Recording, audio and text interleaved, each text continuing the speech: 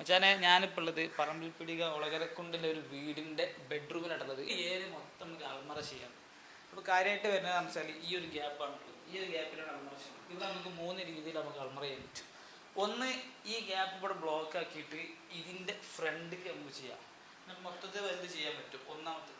രണ്ടാമത്തെന്ന് പറഞ്ഞാൽ ഇതിൻ്റെ ഉള്ളിൽ അൾമറ ഉണ്ടാക്കിയിട്ട് 3 ഡോറ് കൊടുത്തിട്ട് കൊടുത്താൽ അത്ര സ്പേസ് കിട്ടുന്നുണ്ട് ഈ ഏരിയയിൽ.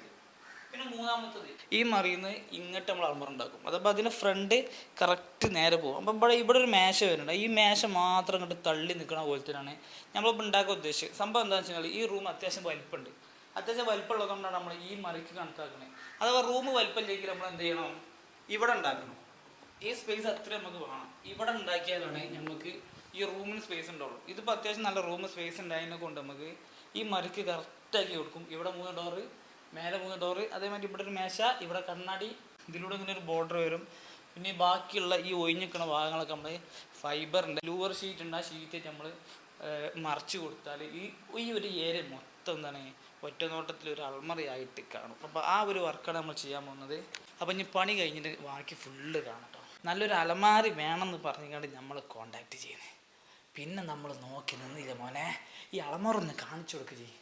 അലമാരിൻ്റെ ഒന്നാമത്തെ പ്രത്യേകത, വളരെ പ്രധാനപ്പെട്ട പ്രത്യേകത എന്ന് പറഞ്ഞാൽ ഒരു സ്വിച്ച് അങ്ങോട്ടിട്ടാൽ 3 ലൈറ്റ്, 2 ചെറുതും മറ്റേ പരന്ന് കിടക്കുന്ന ലൈറ്റും, ഇങ്ങനെ 3 ലൈറ്റ് കത്തുന്ന ഒരു അലമാരയാണ് ഇതെന്ന് പറഞ്ഞാൽ. ഒരു ചുമര് മൊത്തം ഒറ്റ നോട്ടത്തിൽ ഒരു ചുമര് മൊത്തം നമ്മൾ അൽമറ ചെയ്തൊരു ഫീലാണ്. നമ്മൾ അൽമറിൻ്റെ ഭാഗം വരുന്നത് ഇവിടെ നിന്ന് ഈ 3 ഡോറ് വരെയാണ് അൾമറ നമുക്കൊരു ഉപയോഗത്തിനായിട്ട് പറ്റുള്ളൂ. ബാക്കി എന്നൊക്കെ ഭാഗം ഒരു ഡെക്കറേഷൻ്റെ ഭാഗമായിട്ട് വരും. ആ ബാക്കി ഉണ്ടല്ലോ, ആ മേലെ ഈ ഇവിടെ കണ്ടല്ലോ, ഇതൊക്കെ മരത്തിൻ്റെ ഡിസൈനിൽ ഷീറ്റാണ്ട് ഒട്ടിച്ച് വെച്ചിട്ടുണ്ട് നമ്മൾ. പിന്നെ ഇതിൻ്റെ ഷോവാളാണ് കൊടുത്തത്. ഒരു ഷോവാൾ മോഡൽ ഡിസൈൻ കൊടുത്താണ്, ഒരു കണ്ണാടി കൊടുത്ത്, പിന്നെ ഒരു മേശ, 2 ഡ്രോവർ. ഇങ്ങനെ ഒരു നമ്മൾ ഒറ്റ നോട്ടത്തിൽ നോക്കിയാൽ എന്താണ്, ഇത് വലിയൊരു അൾമറാണ്. പക്ഷെ ഇതിൻ്റെ ഉപയോഗം വരുന്നത് ഈ 3 ഡോറും, ഈ മേലത്തെ 3 ഡോറാണ്. ഫസ്റ്റ് ഡോറാണ് തുറന്നാൽ നമുക്ക് എന്ത് കാണാം? ഒരു ഹാങ് ചെയ്യാൻ പറ്റിയ സാധനം, പിന്നെ ഒരു തട്ടും കൊടുത്ത് ഒരു ഡോറിന്.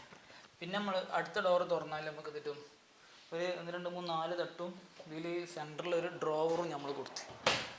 അങ്ങനെ ഈ ഡോറെണ്ണം അടിച്ച് വരുമ്പോൾ 3ാമത്തെ ഡോറുണ്ട് തുറക്കടാ. അങ്ങനെ ഇതിനൊരു 4 തട്ട്, ആവശ്യത്തിന് 4 തട്ട് കൊടുത്ത് അതൊക്കെ പാർട്ടിഷനൊക്കെ ചെയ്ത്. പിന്നെ ഇതിൻ്റെ അടിയിലൊരു ഡോറുണ്ട്, നമ്മൾ ചെരുപ്പും കാര്യങ്ങളൊക്കെ വെക്കാൻ പറ്റിയ സംഗതികളാണ്. ചെരുപ്പ് അങ്ങനെ അങ്ങനത്തെ ഓരോ സംഗതികൾ വെക്കാൻ പറ്റിയ ഒരു ഡോറുണ്ടത് പ്രത്യേകിച്ച്. പിന്നെ ഉള്ളത് മേശയാണ്. മേശയ്ക്ക് 2 ഡ്രോവറുണ്ട്. തുറന്നാൽ നമുക്ക് ചെറിയ 2 ഡ്രോവർ കേട്ടോ. വുഡും വൈറ്റും എന്നുള്ളൊരു കോമ്പിനേഷനാണ് ഈ അൾമറ എത്ര അട്രാക്റ്റ് ചെയ്യിക്കാനുള്ള കാരണം. അപ്പോൾ അതിൻ്റെ കൂടെ ഈ വാം ലൈറ്റും കൂടി ആയാൽ സംഗതി ഓക്കെ. അപ്പോൾ ഇതാണ് ഈ അൾമറൻ്റെ ഫുൾ വിശേഷങ്ങൾ.